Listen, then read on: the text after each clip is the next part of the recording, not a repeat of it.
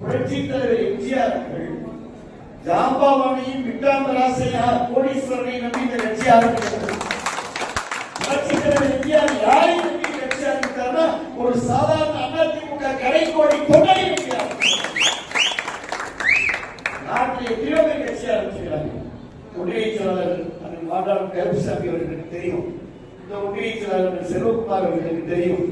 பெருநகர செயலாளர் விஜயபாண்டியன் அவர்கள், மத்திய ஒன்றிய செயலாளர் பழனிசாமி அவர்கள், அண்ணன் கோவில்பட்டி கிழக்கு. நாட்டில் யார் வேணாலும் கொடி கட்டலாம், யார் வேணாலும் தலைமை கழக பேச்சாளர் நல்லா பேசுவார், யார் வேணாலும் கொடி கட்டலாம், கோஷம் போடலாம். ஆனால் ஆட்சியை பிடிப்பதற்கு, ஆட்சியை பிடிக்கக்கூடிய ஒரே கட்சி அதிமுக. என்ன சொல்ல வருகிறேன் சொன்னால், நாம் அதிமுக பெருமை சிவாஜி கணேசன் கூட கட்சி ஆரம்பிச்சாரா? பாக்கியராஜ் கட்சி ஆரம்பிச்சாரா? ஓபனா பேசுவோம் டி ராஜேந்திரன் கட்சி ஆரம்பிச்சாரா?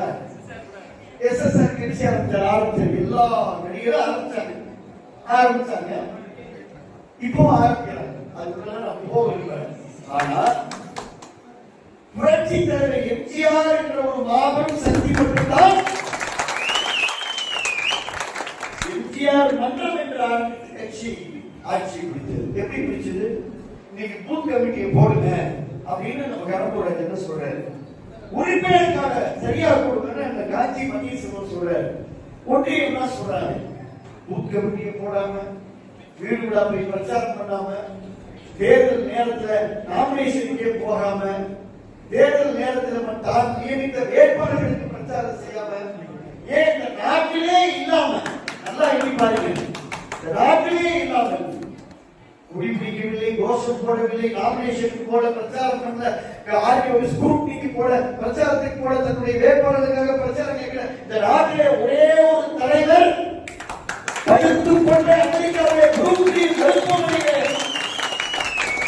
இருந்து கொண்டு தானும் வெற்றி பெற்று அதிமுக என்ற இயக்கத்தையும் வெற்றி பெற வைத்த தலைவர் என்று சொன்னால் புரட்சி தலைவர் எம்ஜிஆர் அவர்களுடன் படுத்துக் கொண்டே செய்கிற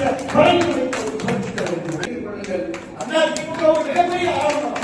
இயக்கத்தை ஒன்றே செய்ய முடியாது. நீங்க தயவு செய்து வாழ்க்கையில தடமும் மாறக்கூடாது, தடமாறக்கூடாது. அரசியல பொறுமை வேணும், சகிப்புத்தன்மை வேணும், அவசரப்படக்கூடாது. ஒரு கப்பல் என்பது அப்படியே கால் கடல்ல பயணம் செய்யும். ஆர்ப்பரித்தெழுகின்ற அலைக்கு நடுவே ஒரு மிகப்பெரிய கப்பல் பயணம் செய்கிறது. அந்த கப்பல் பயணம் செய்கின்ற பொழுது பல்லாயிரக்கணக்கான, லட்சக்கணக்கான, கோடிக்கணக்கான அந்த பயணிகளை ஏற்றிக்கொண்டு அந்த கப்பல் பயணம் செய்கின்ற பொழுது அந்த கப்பல் அதிமுக என்ற ஒரு மிகப்பெரிய மாபெரும் கப்பல். அதிமுக தொண்டர்களை ஏற்றிக்கொண்டு பயணம் செய்கின்ற அந்த கப்பல். அன்றைக்கு அந்த கப்பலுக்கு மாநில இயக்குனர் புரட்சி தலைவர் எம்ஜிஆர் இருந்தார். அதற்கு பின்னால் அந்த கப்பலுக்கு புரட்சி தலைவர் அம்மா கேப்டனாக இருந்தார். இன்றைக்கு அந்த கப்பலுக்கு மாநில